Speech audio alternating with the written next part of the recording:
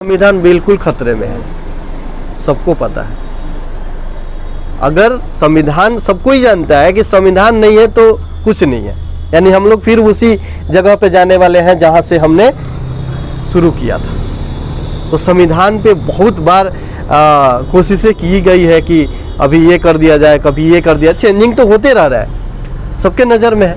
अब उसकी मतलब फुल प्लानिंग है कि उसको ही चेंज कर दिया जाए। तो सोचिए कि अगर हम लोग के हाथ में सत्ता नहीं आए, हम लोग का लोग वहाँ नहीं बैठे, तो क्या मेरा ये संविधान बचेगा? नहीं बचेगा। तो हम लोग को सबसे बड़ा चीज़ है कि राजनीतिक दृष्टिकोण से भी अपने समाज को जागरूक करना होगा, क्योंकि सबसे बड़ा चीज़ है कि हम लोग 85% है, 15% वाले लोग अभी भी हम लोग पे हावी है। तो 15 और 85 वाला लड़ाई कब तक चलेगा? 85 को जागना पड़ेगा और 85 को पकड़ बनाना पड़ेगा। आज सबको अलग अलग करके रखा गया है। आज भी हर तरह से देखते हैं, हर जगह की नौकरी का रिक्वायरमेंट आता है, उसमें देख रहे हैं सबसे ज़्यादा सीटें उन्हीं लोग की मिल रही है। क्या है? केवल हम लोग का है, हम लोग बदनाम भी है कि हाँ ये रिजर्व कोटे से आए हैं, ये रिजर्व है, ये काम नहीं करते होंगे, ऐसे है वैसे है, बदनाम भी है। तो सोचिए, हमको वो नहीं चाहिए, हमको वो नहीं चाहिए। डायरेक्टली हम कहीं भी बोलें, हमको वो नहीं चाहिए। जैसे आप हो वैसे हमको भी बना दो, जैसे आप हो वैसे हमको भी बना दो, हमको वो नहीं चाहिए। वहीं पे उनकी कहानी खत्म हो जाती है। तो जब तक हम अपनी इतिहास को नहीं जानेंगे, जब तक अपनी बुजुर्गों का इतिहास नहीं पढ़ेंगे, तब तक हमें बोलने की, सवाल करने का जुनून नहीं आएगा।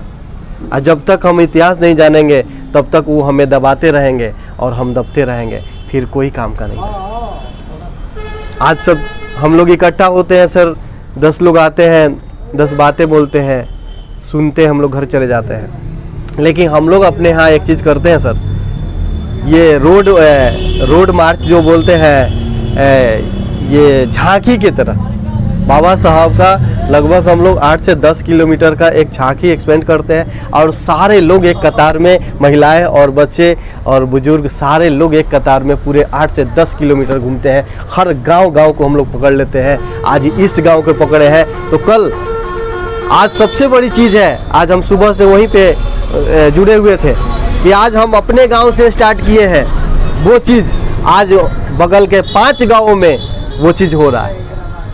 सबसे बड़ी खुशी मिली कि आज मैंने उसे स्टार्ट किया, और वो देखिए कि अगर जानेंगे समझेंगे, आज वो भी किए, आज वो भी किए। 5 गांव से मेरा वहाँ पे अखड़ा समझिए कि एक तरह से आता है। 5 गांव के लोग, पूरे बच्चे बुजुर्ग औरतें आई हुई हैं एक जगह।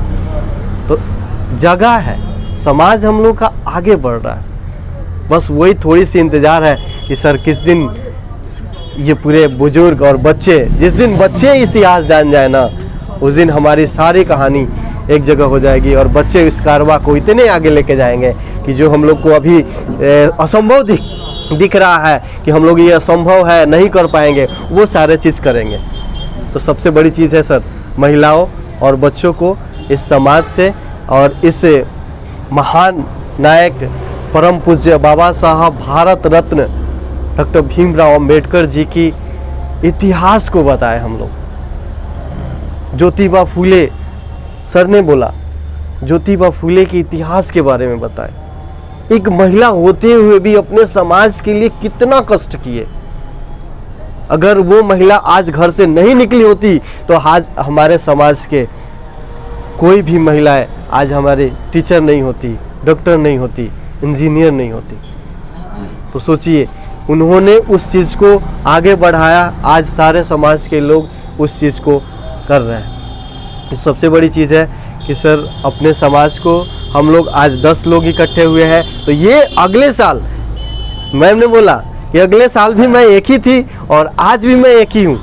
थोड़ा सा उनको मतलब ये चीज़ का ये लगा, खेद हुआ कि आज भी अकेली है ये, जो कि 365 दिन का इन्होंने उदाहरण दिया है। 365 दिन में अगर हम लोग 5 दिन केवल 5 दिन दिए होते अपने समाज के लोगों को कि आप भी कुछ अपने महिलाओं को समझाइए और लेके आइएगा तो कम से कम हो सकता था कि यहाँ 10 महिलाएं उपस्थित होती, और 10 महिलाएं आज वो जान के जाती यहाँ से, तो समझिए कि वो 10 नहीं, आने वाले 365 दिन में वो 10 से 20 हो जाती है यहाँ पे। तो सबसे बड़ी चीज़ है सर कि अपने इस समाज को आगे बढ़ाने के लिए बाबा साहब ने क्या क्या योगदान दिया, इस सबको और अपने बच्चों को, अपने समाज को, अपने परिवार को ये बताना ज़रूरी है।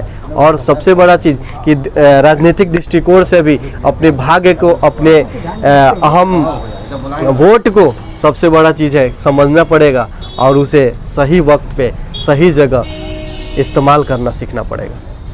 हमारे ही समाज के लोगों का वोट बिकता है, हमारे ही समाज के लोग के वोट खरीदने के लिए अपर लोग के लोग आते हैं। तो सोचिए, हम लोग का एक और नाम है, ये बिकने वाला है, बिकने वाले हैं।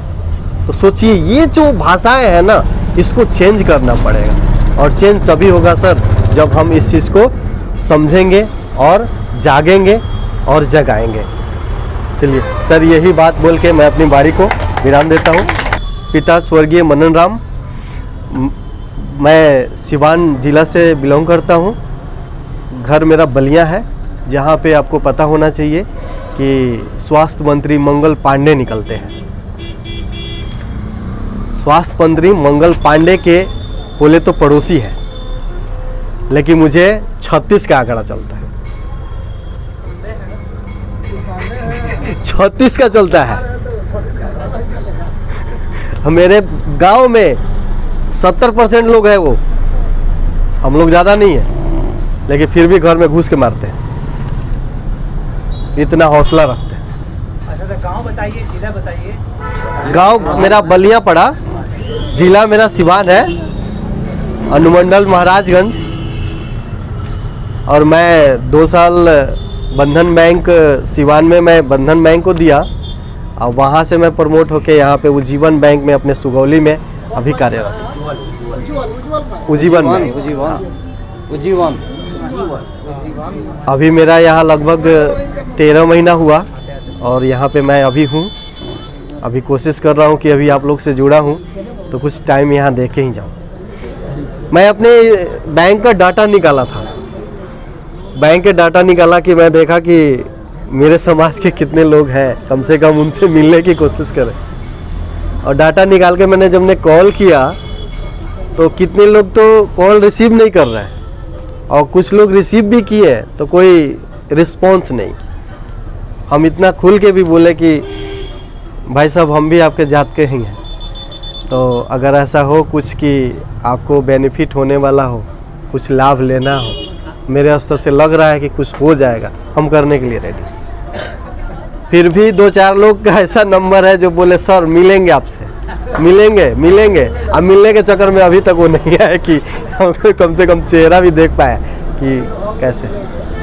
लेकिन बहुत सारे लोग यहाँ पे, मैं गया था, एक जयसिंहपुर है गांव, जस्ट यहाँ जयसिंहपुर, पूजा भी है, शॉर्टकट करके जयसिंहपुर में आज जयंती के शुभ अवसर पे, बाबा साहब की इस जयंती के शुभ अवसर पे दूर दराज से आए हुए, और मेरे संचालन कर रहे हैं पवन जी और सर हैं, ये सारे लोगों को मेरे यहाँ से मेरे तरफ से बहुत बहुत धन्यवाद। और मैं आज ये चीज़ ज़रूर बोलूँगा कि आज हम लोग जिस प्रांगण में, जिस तारीख को हम लोग आज ये इकट्ठे हुए हैं, इस चीज़ को एक सराहनीय रूप से याद करने योग्य है।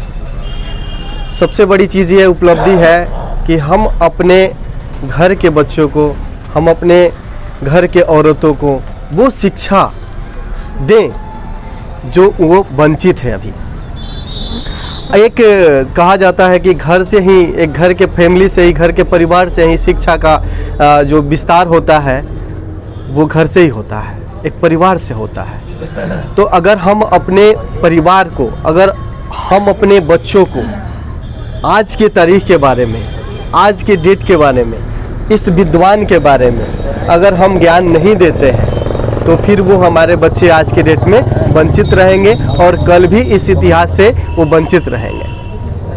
तो तो ये सबसे बड़ी चीज़ है कि हम अपने समाज के औरतों को आगे लाएं, समाज के बच्चों को वो चीज़ बताएं जो हमारे बुजुर्गों का इतिहास है, वो हम अपने समाज के बच्चों के सामने, महिलाओं के सामने, और जो लोग भी इस समाज से वंचित हैं उनको हमें दूर दूर जाकर इसे समाज से रूबरू कराएं और इस कारवां को आगे बढ़ाएं।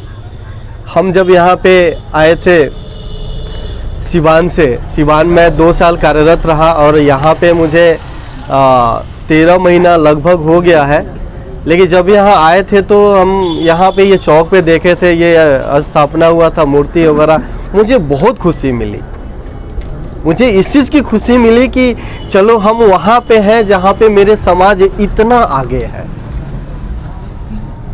इतना अच्छा लगा कि चलो एक इस मोड़ पे, इस चौराहे पे एक बाबा साहब का प्रतिमा है और यहाँ पे प्रतिमा होने से मुझे ये साबित हुआ कि यहाँ के लोग काफ़ी हद तक आगे हैं।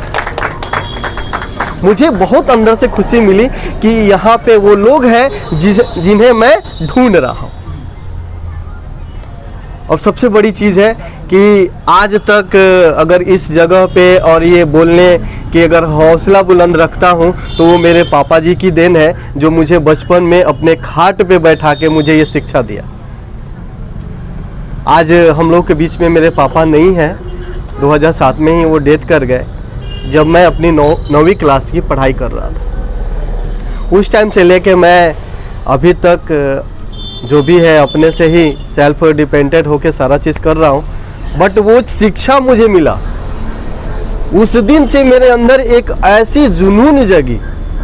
मैं अपने स्कूल कॉलेज में भी मतलब बाबा साहब के अलावा किसी का इतिहास में जानने की कोशिश नहीं कर रहा था। अपने बुजुर्गों के इतिहास के बजाय मैं किसी का इतिहास ज़्यादा इंटरेस्टेड नहीं रखा, क्योंकि मुझे उस दिन से ये आभास हो गया। मैं बहुत पूजा पाठ किया था बचपन में, मैं इतना पूजा किया कि जिसका कोई हद नहीं है। 9 दिन उपवास रहता था। अभी नवरात्र चल रहा है, सोचिए 9 दिन 10 दिन उपवास, ये चलो वो करो, बहुत सारा किया। लेकिन मैं देखा कि मैं तो वहीं पे हूँ, पूजा करके भी वहीं पे हूँ। लेकिन जैसे ही मैंने शिक्षा से जुड़ा, जैसे ही बाबा साहब का इतिहास मैंने जाना, आज देखिए अपने स्थान को मैंने कहाँ लेके आया। तो सबसे बड़ी चीज़ है शिक्षा। अगर एक इंसान के अंदर वो शिक्षा आ जाए तो ऑटोमेटिक उसे ज्ञान देने की ज़रूरत नहीं, उसे बताने की ज़रूरत नहीं है कि ये मूर्ति है, इसे पूजा करना चाहिए कि नहीं करना चाहिए। उसके अंदर वो चीज़ आ जाएगा कि वो गलत और सही को पहचान सकता है। एक छोटा सा एग्जाम्पल है, एक चूहे को देखा जाता है, एक चूहे को देखा जाए, एक पत्थर का चूहा बना के रख दिया जाए और एक जिंदा चूहा को रखा जाए, तो अगर उसको बिल्ली जब जाती है तो देखिए बिल्ली को इतना नॉलेज है कि वो पत्थर का चूहा है, उसके पास नहीं जाती है। बिल्ली इतनी मतलब देखिए कि किस कदर उसका दिमाग है कि वो सही और गलत को फर्क कर रही है। वो पत्थर का है उसके पास नहीं जाएगी, जो जिंदा है उसको पकड़ने के लिए वो जाएगी, क्योंकि वो बिल्ली हम लोग से भी तेज है। आज हम लोग क्या कर रहे हैं? हम लोग उसी मूर्ति को पूजा कर रहे हैं जिन्होंने मुझे उस जंजाल में भी रखा। जो अभी हम लोग, हमारे बुजुर्ग लोग भी बहुत सारे, देखा जाए तो बहुत सारा इतिहास है हम लोग का, कैसे कैसे हम लोग आगे बढ़ा और आज इस हद तक आ गए कि हम लोग के पास गाड़ी है, बंगले हैं, पढ़ने की अधिकार है। पीछे हमारे इतिहास में ऐसा कुछ नहीं था। तो सोचिए सबसे बड़ी चीज़ क्या है कि हम उस बिल्ली की तरह भी नहीं सोच रहे हैं कि मुझे कहाँ पे आगे बढ़ने की नौबत मिलने वाली है, कहाँ से हम आगे बढ़ेंगे, कहाँ से पीछे जाने वाले हैं।